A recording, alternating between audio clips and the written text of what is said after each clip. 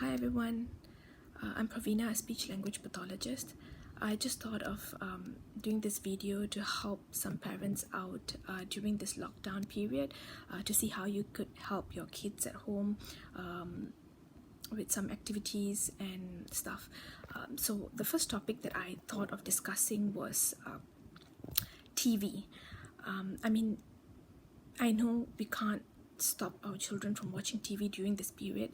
It's kind of impossible. If we are very, very bored or kind of sick being at home, imagine the kids. So I was just thinking of a few ways that we could make watching TV, screen time, positive. Okay, so one of the best ways, I've got a few tips. One of the best ways that we could make this screen time positive is we could watch the program together. Okay, how is it that watching the program together is going to be helping them? First, when we watch the program together, we'll know what kind of program they're watching, whether it's relevant for their age. Does it make sense? Does it are there words that they're using that's not appropriate for their age? Because 80% of the kids program, although they're kids program, are actually not meant for them. I don't know how many of you all have actually sat down and watched the programs in front in the TV. I'm talking about most channels, Nickelodeon, Cartoon Network, Disney. If you watch every one of their program, you would notice that there are so many in every channel that's catered more to teenagers than younger kids. So I'm not saying that we should not let them watch, but we should sort of screen through, go through and know what they're watching, whether it's appropriate for them or not, because we don't want to be listening to language that's inappropriate coming out of them. Already if they have a delay, and then when they start speaking and then they're using words that, that's not going to make us too happy or pleased. So why let them watch a program like that? So watching it with them, you choose the right program. Secondly, you'll be able to discuss with them about the topic, about the program later on, not necessarily at that point, but then maybe when they're having their dinner or their lunch, and you're looking for a topic to discuss, you choose that particular program that you watch together and discuss the characters in it or what happened in it. And so through this, you're improving or increasing their sentence length, expanding their language, getting them to narrate. A lot of parents ask me questions like, how do I get the child to narrate more? I get one word answer, two words answer from the kids. And so watching a program together, example, if your child only uses, let's say, 2 words or 3 words to answer a question, and you were to ask them, so what did you see Tom do? And then they say, jump up. Oh, jump up, where did they jump? Do you remember? And so they say, jump up building or jump up tree. And so that's 3 words. And if now you want it more, so you say, jump up, was it a big tree or a small tree? So then they say, jump up small tree. And so you've expanded the sentence length. And so that's what we're talking about in terms of just increasing their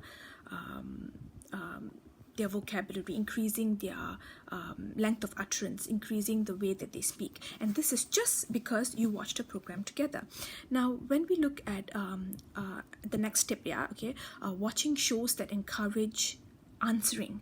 Example, I don't know if you've watched program like Blue's Clues or Blaze. Okay, so these programs, if you've noticed, has like in between they'll have questions like, oh, so what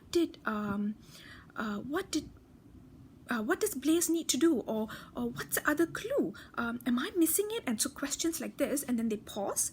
And so during that pause, it actually means that the child has to answer the question. And so when the child needs to answer the question, if your child does not answer or has a delay, even if a child does not have a delay, okay, and you just want your child to speak more, and again, like I said, positive screen time, you want the child to communicate. So what you do there is you prompt them. You say, oh, so what's the answer? What's he asking? So what's the clue? Do you see it? And so you get the answer before the screen actually answers. So these are, like, I would say, good programs, again, to encourage the speech even before they give you the answer. So the child's like motivated to answer because you're watching it with them and you're like prompting them. And even if you're not there, after a few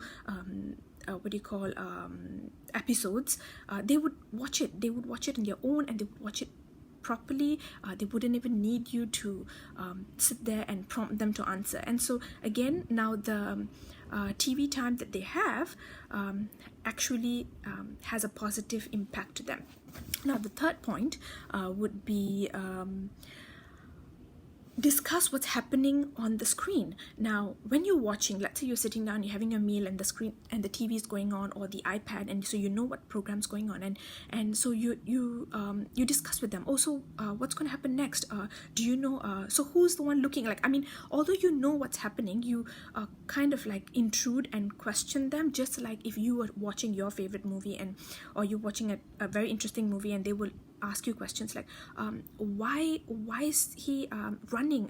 Why is he hiding? Why is the girl behind the door? Is somebody catching them, or is somebody looking for them? And so they have all these questions, and so these are the kind of similar questions you ask them based on the scene that's happening there. And the fourth would be these are for a little younger children. They like watching songs. Actually, all kids like watching songs, but the younger ones would specifically pick some rhymes, right? And so if they're singing the rhymes, or if they're just watching the rhymes, you sing along with them. Encourage them that if they're watching something, they should be communicating with it like how they would communicate with us, so that you don't, it doesn't become a one-way thing. I mean, TV or screens are always one way, and that's the reason why child experts and most psychologists, therapists, teachers do not really encourage screen time. So if they when you don't really have a choice but let them watch it because they're really bored, why not make full use of it? So when they're watching something, if they're watching a song, sing together, sing along, encourage them to sing, do the actions so that they're excited. And even when you're not there next time, they're actually going to be doing it. And the last tip that I have is, role play after you've finished your the program. So now you've watched it a few days later with the dolls they have, or just you and your child, role play certain characters. I mean, like with Paw Patrol, there will be a favorite dog or puppy they'd like, or they'd like to be the main character, Ryder. So if they are the main character, then you pretend to be one of the puppy and pretend to do activities in the house, like look for something or help save the day, so role play a program that you've watched, so that they feel that what they've watched is useful and it's made to become useful. So don't just let the screen be the screen and a one-way thing, and regret not spending enough time, and regret letting them watch for such a long time. So I really hope it helps. See you all with the next topic. Yeah.